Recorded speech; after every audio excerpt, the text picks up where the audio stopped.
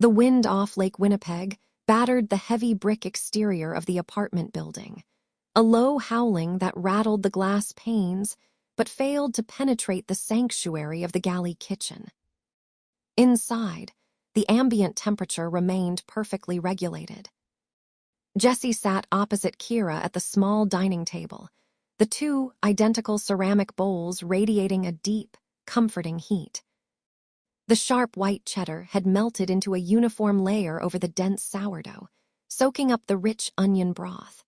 The scent of roasted alliums formed an invisible barrier against the chaotic winter storm raging outside. Jessie took a deliberate bite, letting the warmth spread through his chest. He watched Kira across the table. She was wearing her structured charcoal flannel pajamas, the sleeves pulled down to cover her wrists. She took a measured bite of her own soup, her movements synchronized with her established protocols. However, Jessie's observant nature picked up a subtle shift in her baseline. Her brow was slightly furrowed, and her hazel eyes were tracking an invisible geometric pattern on the laminate tabletop. Her chewing was slower than mathematically optimal. She was running a heavy background process. Kira abruptly set her spoon down. It made a definitive click against the ceramic bowl, and she meticulously nudged the handle until it aligned perfectly parallel to the edge of the table. She looked up, her round eyes locking directly onto his with an intensity that made the air in the room feel suddenly still. "Your data report regarding the hallway confrontation with Darcy was incomplete," Kira stated. Her voice held no trace of anger, but it was heavy with analytical certainty. "You intentionally left a variable out of the equation, and I need you to know that it is entirely okay." Jessie paused, his spoon hovering. He carefully lowered it back into the dark broth, feeling a sharp spike of confusion. "I am not following your logic, Kira," Jessie replied softly, keeping his tone even. "I told you exactly what she said in the hallway. I didn't hide the insult. You relayed the mechanics of the insult, but not the foundational premise," Kira explained, resting her hands flat against her flannel-clad thighs. Her mind was rapidly connecting the behavioral dots Darcy had left behind. Darcy's tactical objective was not merely to mock my reliance on routine. She demanded a definition of human emotions, which requires a specific contextual trigger. She brought up the fact that I am autistic, didn't she? Jessie exhaled a slow breath. He felt a profound wave of humility. Kira's processing speed was staggering. He hadn't explicitly hidden the ableist undertone, but he hadn't focused on the clinical label Darcy was weaponizing, either. "She didn't use the word autistic," Jessie clarified gently, holding her gaze. "But yes, she implied that because your neurological structure doesn't process things the way hers does, you are inherently incapable of understanding intimacy or feeling genuine emotion.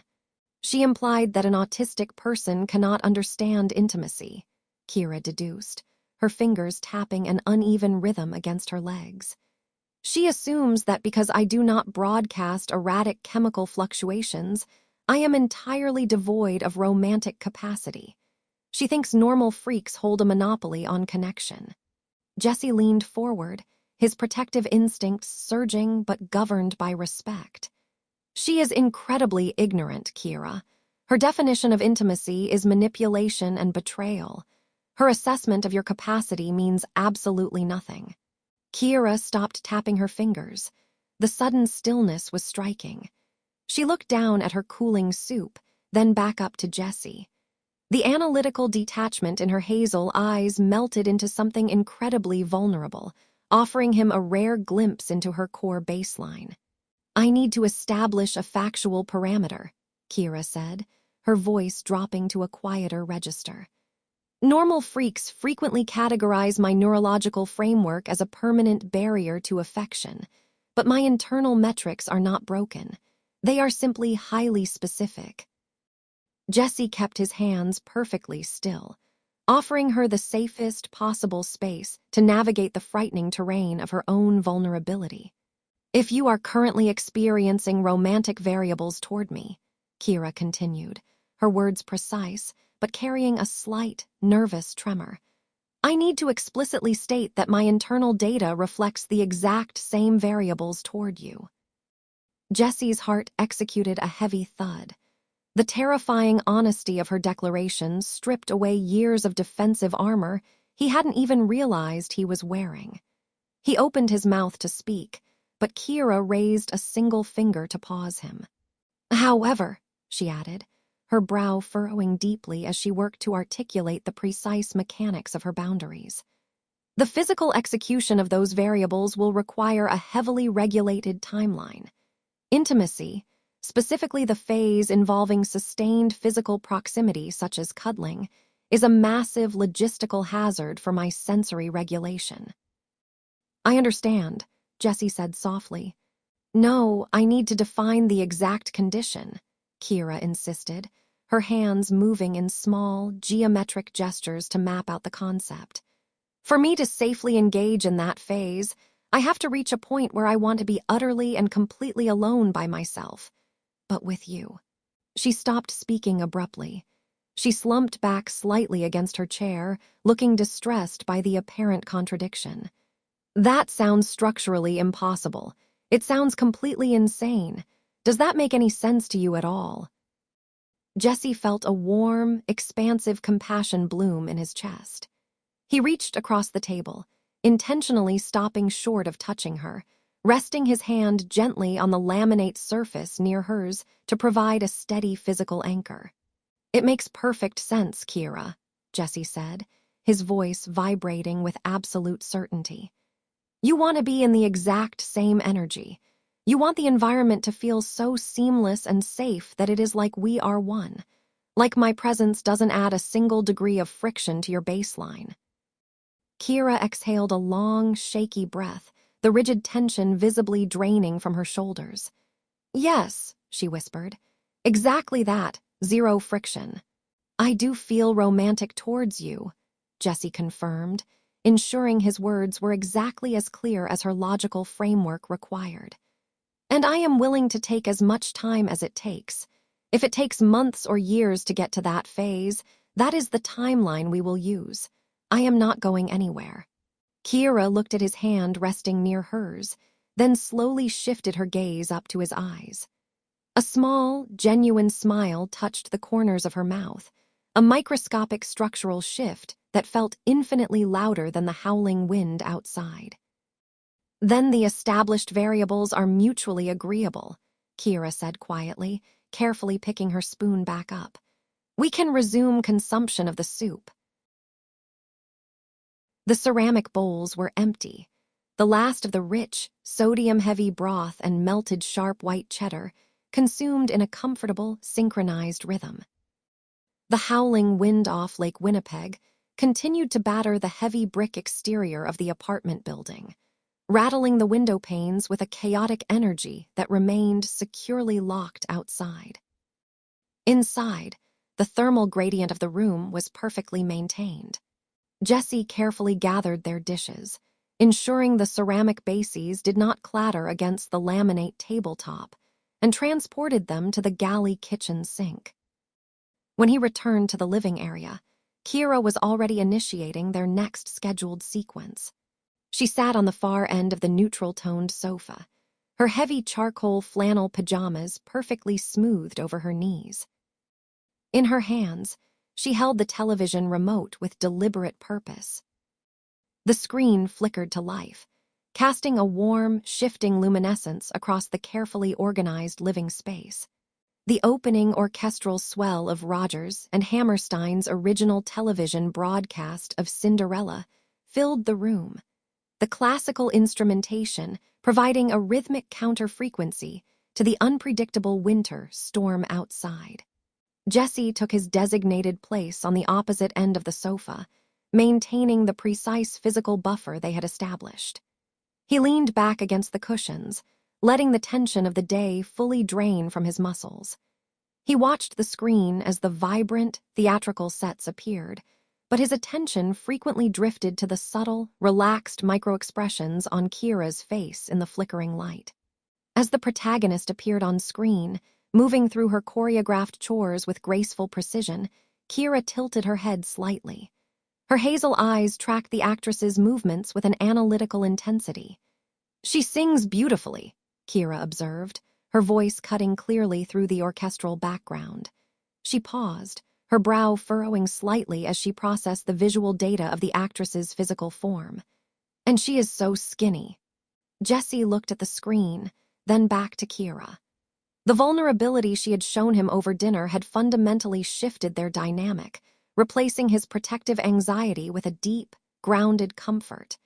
He felt incredibly safe in her space, and he could tell by the steady rhythm of her breathing that she felt the same. He observed the male lead entering the frame, adorned in theatrical royal garments.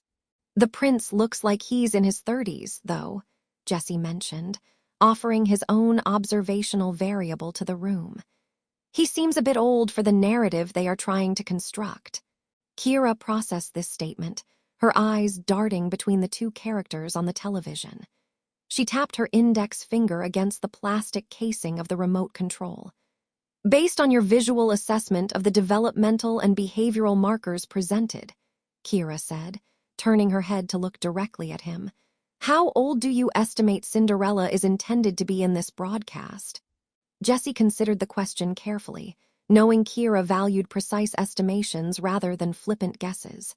He watched the actress interact with her harsh environment, noting the wide-eyed optimism and the gentle, unbroken cadence of her vocal performance. "Maybe 19, Jessie guessed, keeping his tone conversational and calm. "Based on how innocent she acts. Despite everything her stepfamily does to her, she seems incredibly hopeful." Kira turned her attention back to the glowing screen. She was quiet for several long moments, running a heavy background process to contextualize Jessie's assessment. When she finally spoke, her voice carried the steady, factual weight of an academic presenting a heavily researched thesis. "The Japanese animated series Sailor Moon has taught me extensively about a concept I categorize as hopeless hope," Kira explained, her hands resting flat against her thighs. "It is the mathematical improbability of a positive outcome, combined with an irrational, persistent drive to achieve it anyway. It defies standard logical frameworks.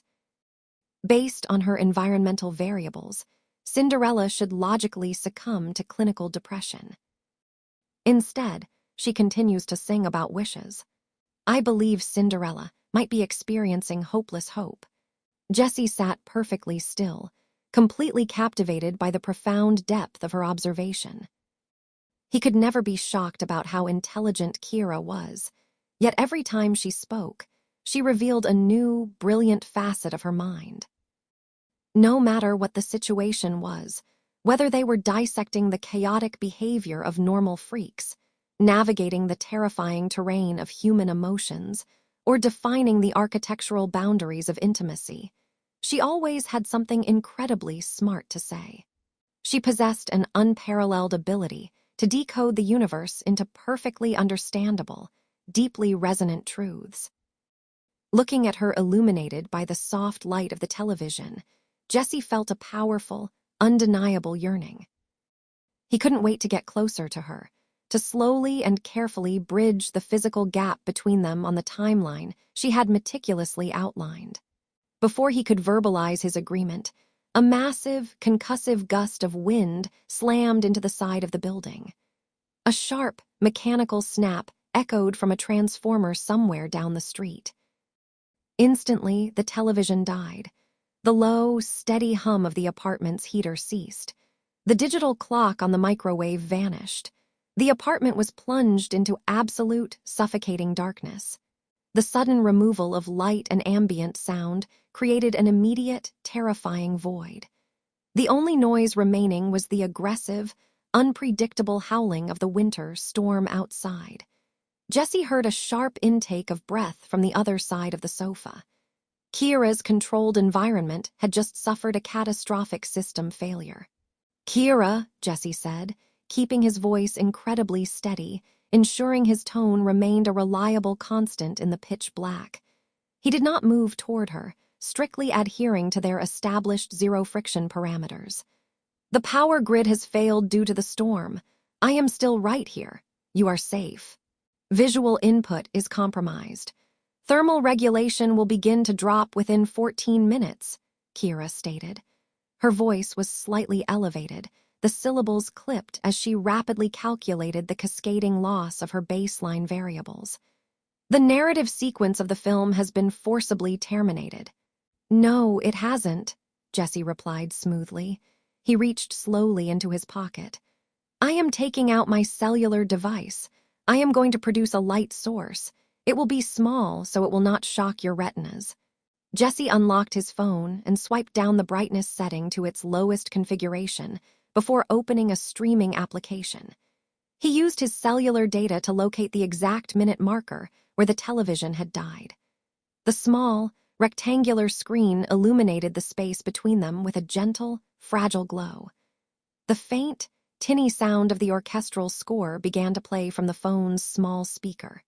I have the sequence right here, Jessie said quietly. He placed the phone gently on the center cushion between them, propping it against a folded blanket so the viewing angle was optimal. We can finish it using my data. Kira remained perfectly still in the darkness for several seconds. The faint light from the screen reflected in her wide hazel eyes as she processed the intervention. Jessie had successfully bypassed an unpredictable variable without escalating her sensory load. Slowly, Kira shifted her weight. To see the small, 6-inch screen clearly, the spatial buffer between them had to be reduced. She moved across the sofa cushions, calculating the exact geometry required for optimal viewing. She stopped when she was mere inches away from him. Jessie kept his hands completely still, allowing her to control the proximity. He could feel the ambient heat radiating from her flannel pajamas. Their shoulders did not touch, but the physical distance had been minimized to a fraction of its former state. The audio quality is mathematically inferior, Kira whispered, her gaze fixed on the tiny illuminated prince and princess. It is, Jessie agreed softly, acutely aware of her warmth beside him. But the story is exactly the same. They sat together in the freezing, darkened apartment, bathed in the singular glow of the screen, and finished the movie. The hopeless hope on the tiny display mirrored the quiet triumph in the room. When the credits finally rolled, Jessie activated the phone's flashlight feature, pointing the beam at the floor to avoid harsh reflections. Moving with deliberate, synchronized care, he illuminated the pathway down the short hall, guiding Kira safely through the darkness until they reached their respective sleeping arrangements. The chaotic world effectively held at bay by the small, steady light between them. Sunday's passage was remarkably uneventful, a mundane stretch of time that Kira categorized as mathematically ideal. The building superintendent manually reset the breaker box, restoring the apartment's thermal gradient just after they returned from Chris's fish and chips. The outing was a highly successful exercise in risk management. Kira systematically consumed a basket of uniformly golden popcorn shrimp, appreciating the consistent breading-to-protein ratio, while Jessie ordered the haddock. By the time they walked back through the brick entryway, the microwave clock glowed its familiar green, and the temperature climbed back to 21 degrees Celsius. The blackout's chaotic void was fully neutralized. Fast forward to Monday morning, the maroon and yellow sign of Robin's Diner flickered against the overcast sky, broadcasting its steady hum over icy lake winds. The morning rush was a predictable choreography of ceramic mugs and roasted dark beans. Jessie stood near the coffee station, watching Kira methodically wipe down the laminated counter, her movements precise and unhurried. Mrs. Henderson was stationed at the register, processing transactions with her usual practiced calm.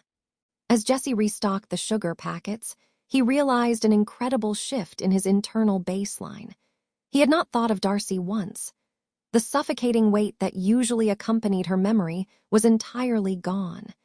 He had locked the apartment door on her theatrics, effectively deleting her from his operational matrix. The ghost was exorcised, replaced by the tangible reality of Kira's structured sanctuary. His cellular device vibrated in his apron pocket. Jessie finished aligning the sugar caddies before stepping into the alcove near the kitchen doors to check the notification. It was a message from Sarah, his sister-in-law. "Hey Jess," the message read. "I'm heading to Gimli on Thursday for work. My hotel magazine is doing a feature on the local resort property. Caleb mentioned you have a lady friend now. I'd love to grab a coffee and meet her while I'm in town. Let me know if that works." Jessie stared at the glowing screen.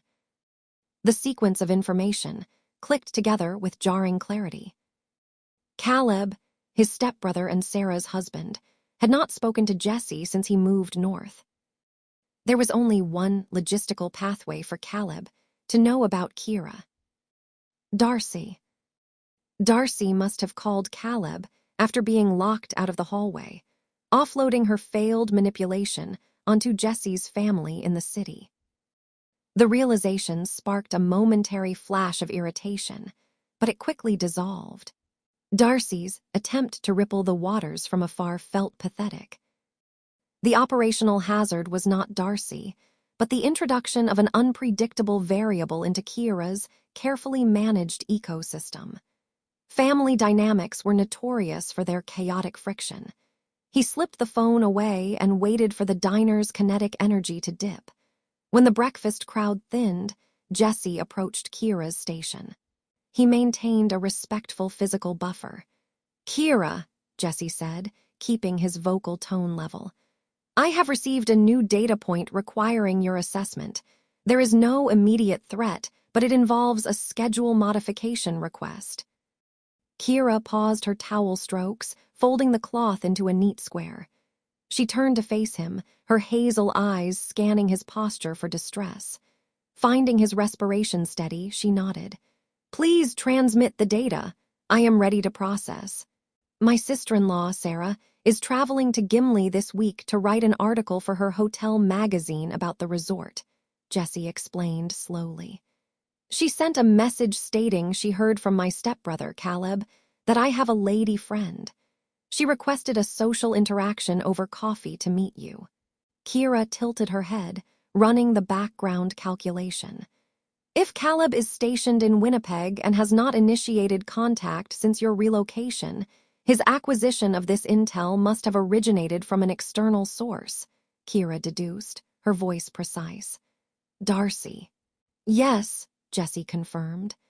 "Darcy likely initiated contact with Caleb after Saturday's system failure. You have no obligation to accept this request. I can easily inform Sarah that our operational parameters do not accommodate a meeting." Kira looked down at her hands. Jessie fully expected her to decline. A sudden visit from a relative equipped with unpredictable social expectations was the literal definition of an uncalibrated hazard. He braced himself to draft a polite, impenetrable refusal. "Family structures are highly complex matrices," Kira finally said, meeting his gaze. "Based on observational studies, relatives assign immense societal weight to introductions.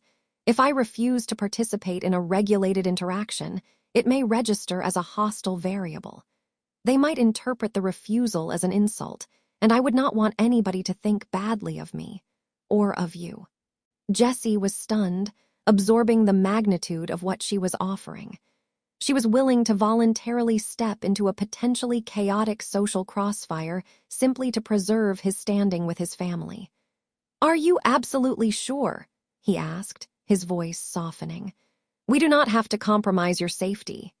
If the meeting is confined to a strictly controlled environment, such as this diner during a low-volume window, the friction can be managed," Kira stated confidently. "Mrs. Henderson can provide backup. You will be present as a trusted constant. I believe the variables are acceptable." A slow, warm smile spread across Jessie's face. He looked at the girl in the oversized green sweater and felt an overwhelming wave of admiration. "You are incredibly brave, Kira," he said quietly. "Much braver than I am." Kira processed the compliment, recognizing his genuine sincerity. A subtle smile mirrored his own. "Bravery is just a matter of calculating the odds and proceeding anyway," she replied. She reached out, her index finger lightly tapping the stainless steel counter between them, a deliberate acknowledgement of their shared space.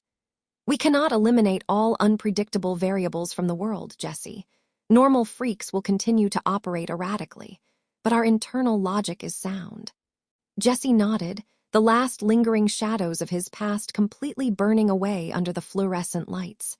The storm had passed, and the power had returned, both literally and metaphorically. They had navigated the terrifying geometry of the world and found the safest, most reliable coordinate of all. They had found each other.